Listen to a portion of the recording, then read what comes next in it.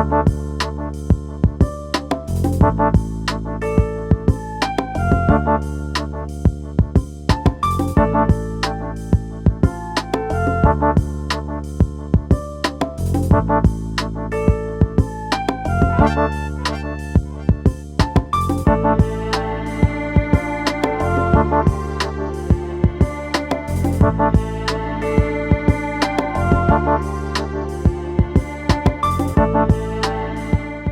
7th, 2009, Michael Jackson's funeral is going on. We're here on the spot with Assemblywoman Annette Robinson of the 56th Assembly District in Brooklyn. That's my district. This has been a long time coming. I'm glad to have the Assembly member here. She's been in politics since the 70s, late 70s, we're not going to say it too bad. She's been in Assembly, City Council, she's done everything. Introducing Annette Robinson. Thank you very much, Norman. And I'm very pleased to be here today. You've been persistent. And I'm glad I finally got here. Thank you. Our first question we're going to talk about, we're trying to enlighten our community for them to understand local politics. We have a black president of color. But now it's very important to get his message out across, and the way we get his message is people know how the political arena works.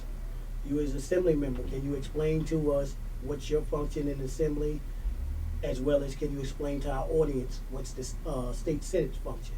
Well, Norman, my role is that I'm a lawmaker. I was elected as a legislator from the 56th Assembly District, and my responsibility is I'm a policymaker. That means that when legislation is introduced, I have the responsibility to vote on that legislation, whether I voted up or down. And though the policy impacts on the life of our communities across the state of New York, that's what the legislator does. And that's my role and responsibility. State Senate. The State Senate. The State Senate also has the same role. They are usually considered what they call the upper house, and they also vote on policy. And so usually when there are actions that are taken on the Senate or the Assembly side, we vote together. Both pieces of legislation have to be voted on by both houses before it is sent to the governor, and then for him to sign it and it becomes law. Okay. Now, I've been calling your son. It's very important for us to get out here. I've been having a problem with this coup that has taken place in Albany. For our community to understand the impact and how badly we need to have the Democrats in office. Can you explain, one, what's going on? Well, I tell you, I'm very pained by the impact and implications of this as well. Because as a result of the coup that took place in Albany, there was legislation that had been voted on in the Assembly during my time that I was up there. And as a result of that, when we send the legislation over to the Senate, their role is to vote on it. Well, as a result of many very strong pieces of legislation that we needed voted on, for example, the Rockefeller drug laws, that we handled that, and that was done. But there were other pieces like the Amadou Diallo package that we had in terms of police brutality, profiling, and those kinds of things. They're sitting over on the Senate side now because we completed our work, we sent it over to the Senate. Also, issues in regards to housing, education, economic development, those are the issues that were on the table.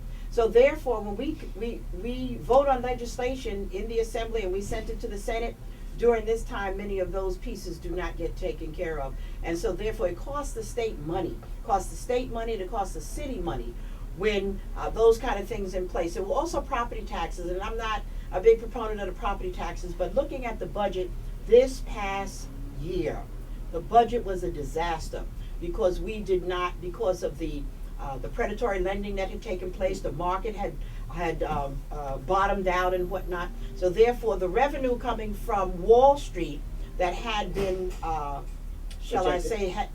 been coming from Wall Street for all these many years because of the boom, the housing boom and those kind of things, that money is no longer there. So therefore, the whole system bottomed out. So therefore, it left us with a big hole to fill in terms of deficit.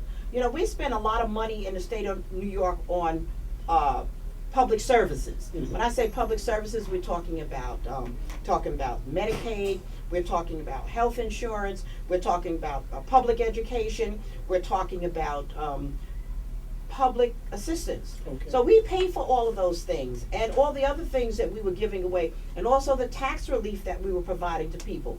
We were unable to provide that tax relief this year because we did not have the money. We were providing property tax rebate to people to homeowners in the state of New York. Okay. They were getting $400 a rebate. They got a rebate from the city and they got a rebate from the state. Did the mayor cancel the rebate for Yes, this year? the mayor Okay. did cancel the rebate, yeah, because we don't have the money to give. Okay. That's why there was an imposition of sales, an additional sales tax. But you said something, and I got a whole list. I've been waiting to have you here for so long, but it's been so many things. Number one, an hour is never going to be enough to cover this. I hope you come back again. But you said something that's very important.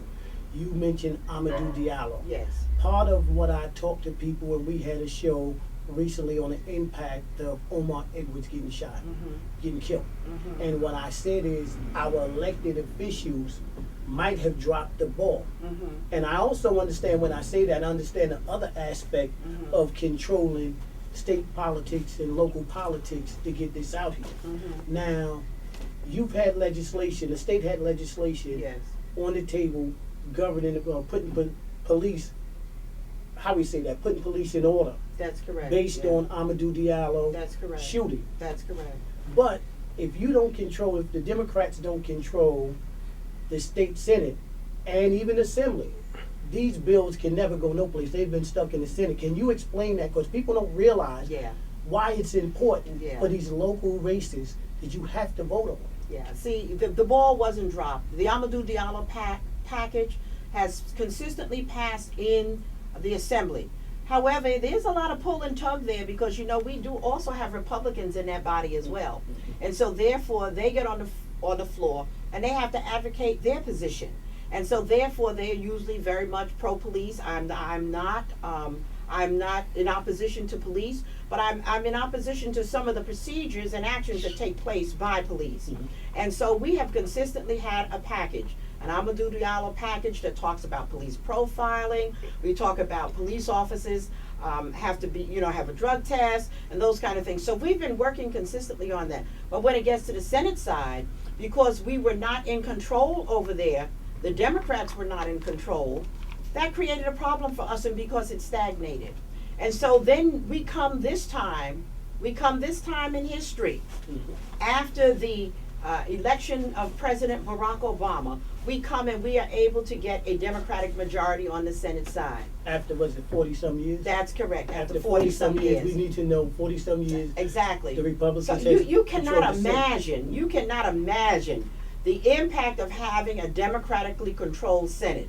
That meant that Senator Velmanette Montgomery became chair of the Children and Families Committee, legislation that was there to be able to help our children. She was able to move that with Bill Scarborough, who was the chairperson of our Children and Families Committee. Collaboration. That kind of collaboration didn't take place before. Or you have a John Sampson, who's the head of the Judiciary Committee, to collaborate with Helene Weinstein on our side. And it goes on and on and on.